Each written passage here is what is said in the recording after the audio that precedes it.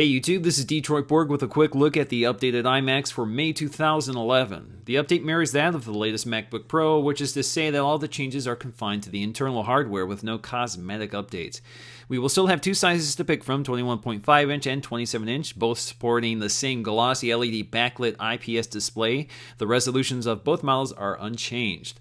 All iMacs now come standard with the latest generation of SandyBridge Intel quad-core i5 processors, ranging from 2.5 GHz to 3.1 GHz. The 27-inch model can be custom ordered with an i7 processor at 3.4 GHz. Just as they did for the MacBook Pro, these new processors should produce a significant increase in system performance, and I'll post links to benchmarks as they become available. The iMacs also have all new AMD Radeon HD graphics processors across the board, all sporting GDDR5 RAM, which Apple says will boost graphics performance by as much as 3 times over the outgoing machines. The 21-inch model can be had with either the Radeon HD 6750M or the HD 6770M. The 27-inch iMac comes standard with the HD 6770M, but the top-end model gets you the 6970M.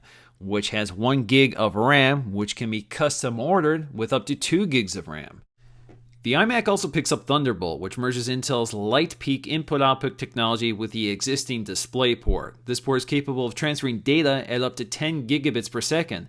The 21-inch iMac only has one of these ports, while the 27-inch now has 2 ports, all of which support target display mode and can output to attached monitors. So on the 27-inch iMac, you can now support 2 additional monitors for a 3-monitor setup. This is something I'm going to be very interested in doing at some point in the future. And last but not least, iMac is also picking up the HD FaceTime camera introduced with the latest MacBook Pros. This means the FaceTime camera can now record in 720p HD at 30 frames per second. Pricing is unchanged with the 21.5-inch starting at $1199 and the 27-inch starting at $1699. Because the spec upgrades are so significant, I've also decided to place an order for one of these computers, so let's go ahead and take a look at the one I ordered.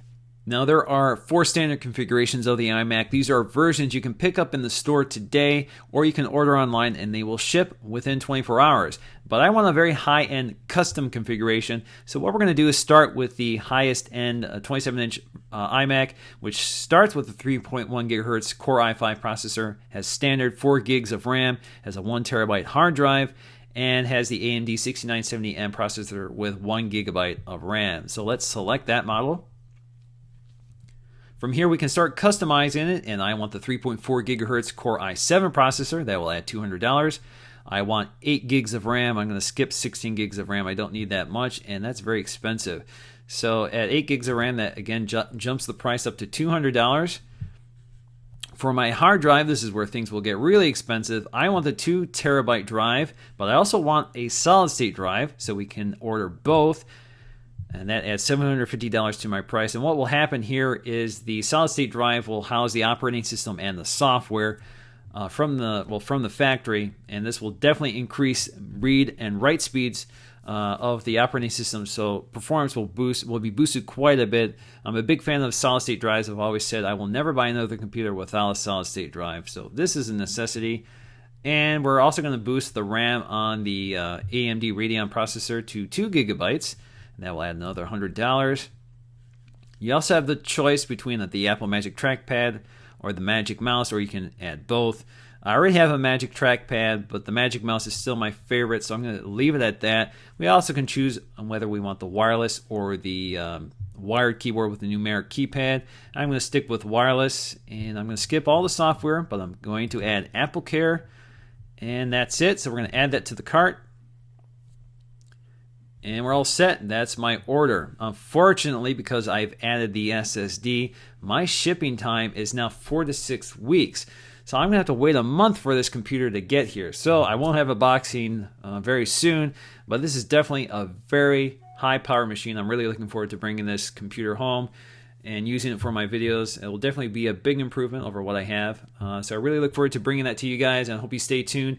Once again, guys, this is Detroit Borg with a look at the May 2011 iMacs. Thanks for watching.